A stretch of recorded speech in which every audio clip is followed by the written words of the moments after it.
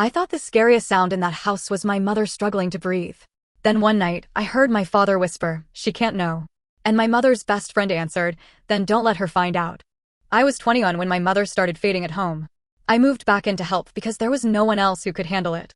The house stopped feeling like a home. It became pill bottles, folded towels, quiet machines, and whispered updates from the hospice nurse. My mother still tried to protect me, even when she was the one lying in bed. "Did you eat?" she would ask. I always lied and said, "Yeah, Mom. I'm fine." My father wasn't fine either, but instead of helping, he disappeared.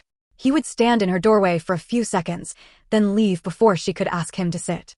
Most nights, he hid in the garage, sitting alone while I handled the things no daughter should have to handle by herself. Then my mother's best friend moved in. At first, I was grateful.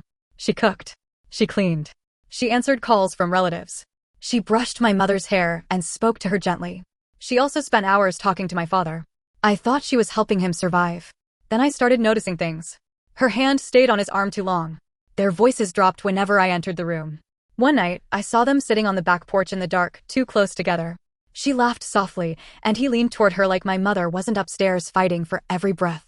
I told myself I was exhausted. I told myself grief made people strange. But deep down, I knew something was wrong. A few nights later, I went downstairs for water.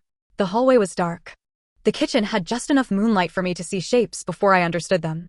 My father and my mother's best friend were pressed against the counter. Not comforting each other.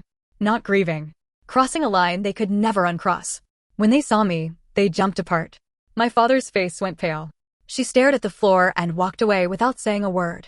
I looked at him and whispered, "How could you? She's upstairs." He started crying. Then he begged me, "Please don't tell your mother. It will destroy her. Let her have peace." That was the worst part. He didn't just betray her. He made me carry the secret too. So I stayed quiet. For weeks, I sat beside my dying mother while her best friend stroked her hair and pretended to be loyal. I watched my father kiss my mother's forehead like he had not shattered everything downstairs. My mother died without ever knowing. After the funeral, everyone praised her best friend for being so devoted.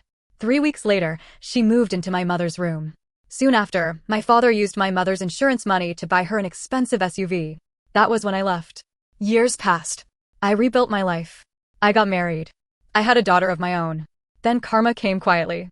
That woman drained my father's money, pushed him into bad decisions, and left when his health failed. She even took the SUV with her. Then my aunt called. She said my father was sick, lonely, and desperate to meet my daughter.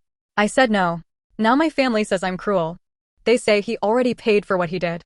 But my daughter is not a reward for his regret. Am I wrong for refusing to let him meet her?